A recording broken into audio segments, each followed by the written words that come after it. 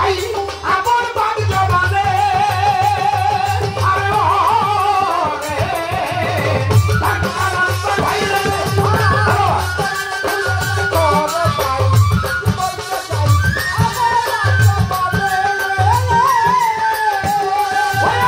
রাসূলকে যে ভালোবাসে আরে বাজান সে আমার ভালোবাসে গো রাসূলকে ভালোবাসে সে আমার ভালোবাসে ওই আমার নবীকে যে ভালোবাসে সে আমার ভালোবাসে আমরা কায়া কায়া দুই বস্তু একজনে বাজান কায়া কায়া দুই বস্তু একজনে আল্লাহর আশিকান বসো বলি আল্লাহর দেনে করনাবি যদি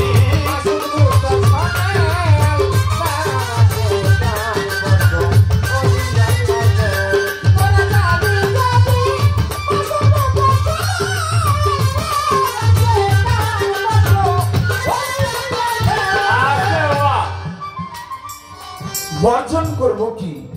আমরা বর্জন করব খারাপ জিনিসগুলি এসে যত জাত আমি করে আসছি আমি মুড়ি হওয়ার আগে সেগুলি সবই আমার বর্জন করতে হবে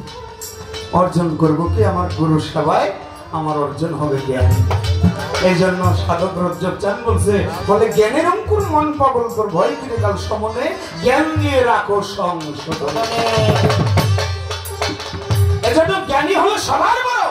আপনার অর্জন হবে কি জ্ঞান আমরা কোরআন শরীফ পড়ে যাই বাবা এদের ভিতরে কি বলছে আমরা তা বিচার বিশ্লেষণ করে বুঝি না আল্লাহ পাক কোরআন শরীফের মধ্যে বলেছে কি সূরা ফাতির 10 নম্বর আয়াত হে রাসূল আপনি বলে দেন আপনার হাতে হাত দিয়ে যারা বায়াত হইল ওই হাতের উপরে আমি আল্লাহর হাত অবশ্যই নিহিত রইল সুবহানাল্লাহ সেজন্য আমার হাতে হাত দিয়ে বায়াত হইল তাহলে এই কথা বলছে আমার আল্লাহ আর আমার রাসূল বলছে কি বাজান হাদিস রাসূলের হাদিসে কয় কথা সত্য মিথ্যা রে নয় হয় না পরিচয় উসিলাতি হবে আরে ও রে রাসূলের হাদিসে কয় কথা সত্য মিথ্যা রে নয় হয় না পরিচয় উসিলাতি হবে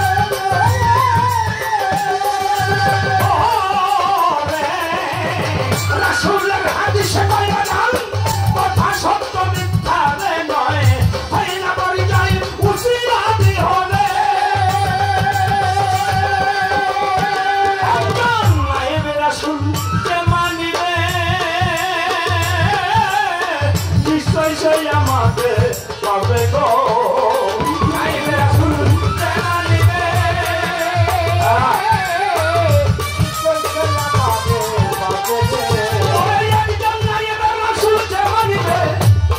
রাসূল যে মানিবে নিশ্চয় সেই আমারে পাবে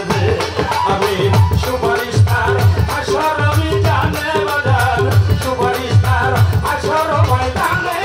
আল্লাহর আশিকান বসো বলি আল্লাহর দেনে করনাবি যদি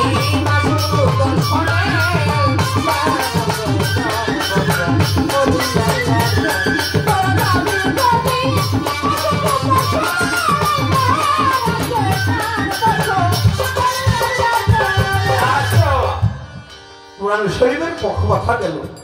আমার নবী কি কয় একজন নায়েবে রাসূল সেই নায়েবে রাসূলকে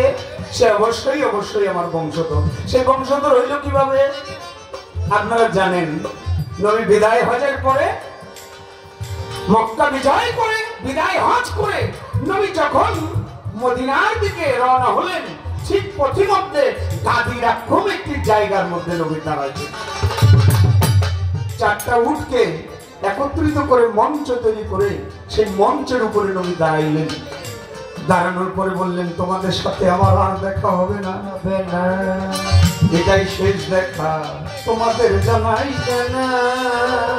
সাহাবারা প্রশ্ন করে কি রেখে গেলেন আমাদের জন্য বলেন হুজুর আমার নবী বললেন তোমাদের জন্য রেখে গেলাম আল্লাহর বাণী কোরআন আরো অনেক বললেন সত্য রেখে গেলাম, একত্ববাদ রেখে গেলাম, পরিশেষে বললেন বারবার তোমাদের জন্য রেখে গেলাম আহলে বায়াত, আহলে বায়াত, আহলে বায়াত। সাহাবারা প্রশ্ন করলেন আহলে বায়াত কি নবী? বললেন নবী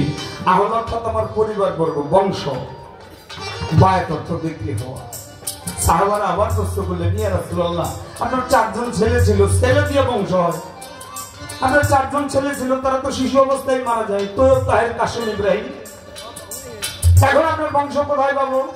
আমার নবী তখন বললেন একটু অপেক্ষা করো। নবী তখন ইমাম হাসান হুসাইন 2 নাতিকে উঠাইলেন, মা ফাতেমাকে উঠাইলেন, আলীকে উঠাইয়া নবীর গায়ে ছিল চাদর, ধরলেন পেঁচাইয়া, ভয়রা নবী পেঁচাইয়া কি বললেন? বললেন এরাই হলো আমার আহলে বায়াত পরিবারবর্গ।